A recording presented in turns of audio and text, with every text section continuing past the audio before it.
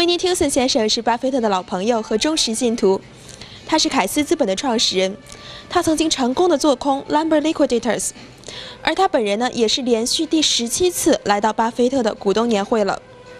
我们在他本人举办的 party 上专访了他。Hi, Mr. Tilson. Good to have you with us again. My pleasure. Well, I know this is your 17th time coming to the Berkshire Hathaway annual shareholder meeting. So, what are you especially looking forward this year? Well, it's the 50th anniversary of when Warren Buffett took over Berkshire Hathaway, so I think there'll be a record crowd, and so the festivities will be more festive than usual.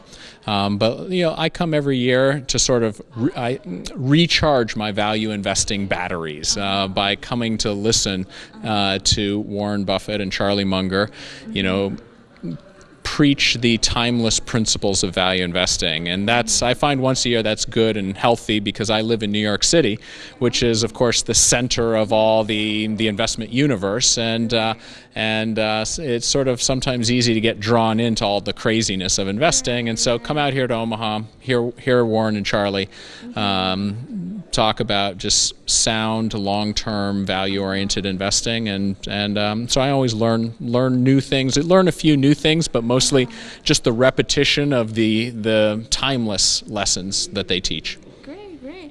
Now I want to ask about the stock market. Since the Nasdaq has hit an all-time high after the internet bubble happened 15 years ago. Right.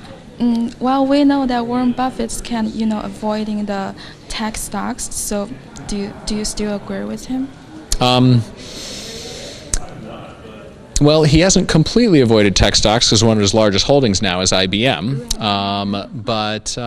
But he tends to his holding period is forever. So for him to buy a company, like, he can predict with confidence that Kraft or Heinz brands will be around 10, 20, 30 years from now.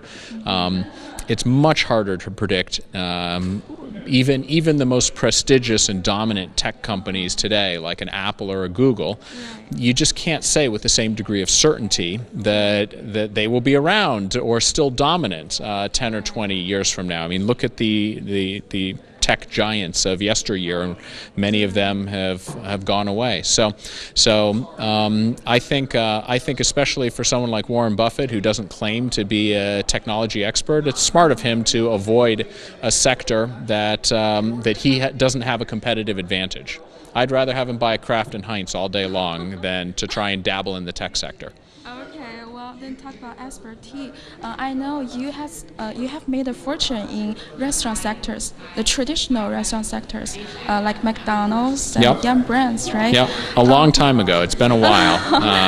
Okay. Not recently, because the stocks haven't been cheap recently. Right. Then what do you think about the fast casual restaurant sectors like Chipotle and Shake Shack with high P ratios? Yes. Do you think that go against with Warren Buffett's investment philosophy? Well, Chipotle is a great business.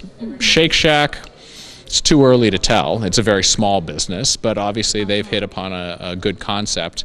I don't spend a lot of time thinking about them because I'm not really doing much shorting anymore.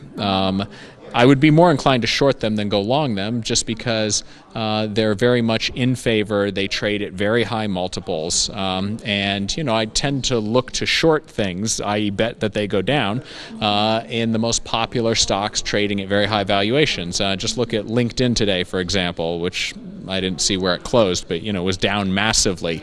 These high-flying companies, if they miss even a little bit, their stocks can get crushed. So I prefer my investment style, and really Buffett's as well, is to look for sectors that are out of favor, where stocks are cheap and where you can buy a good company at a cheap price. Unfortunately, 6 years into a bull market, there are very, very few opportunities like that today. I have not bought a new stock in 7 or 8 months. Not one new position in my fund. There has been some rumors that you might be the Warren Buffett's successor. Oh no! I can assure you that is not the case. He will have two. His job will, when he gives up the reins of Berkshire Hathaway, his job will be split into two different jobs. One will be the CEO of the company, which is more of an operating role, and that they have a successor, but they have not named who that is. The most common name I hear tossed around, which I wouldn't doubt, is Ajit Jain, who runs National Indemnity.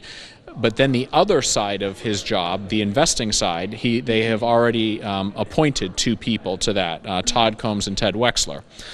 So I can assure you I am not in the mix. Okay. But I'm flattered by the rumor, I guess. Do you think those two people you were talking about, do you think they can keep Warren Buffett's legendary? Yes. They will not be as good as Warren Buffett, but no one can ever be as good as Warren Buffett. He, I think, is one of a kind. I think, but I don't think there's a big Buffett premium built into Berkshire Hathaway stock price today, and that's why I continue to own the stock and think it's moderately undervalued. I wouldn't say it's cheap, but it's moderately undervalued, so I think Buffett will be running Berkshire Hathaway for probably another 5 years at least. So that's great news as a Berkshire shareholder. And I think they've built a very strong culture at the company, and they have great people to be his successors. But there will no doubt Berkshire Hathaway will not be as great a company with anyone else running it than with Buffett running it. Would you like to introduce to our audience about your KISS fund? Sure. I've been doing this for 17 years now. This is my 17th year. And it's a small fund in the grand scheme of things, a little under $100 million.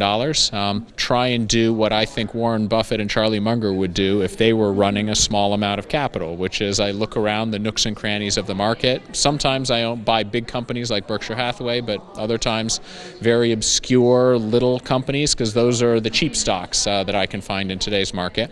And every once in a while I short a stock, so I do some shorting, but mostly just try and buy good companies for the long run. So your audience is probably familiar with my largest short position, Lumber Liquidators, which has worked out very well over the past year or so. But that's what I do.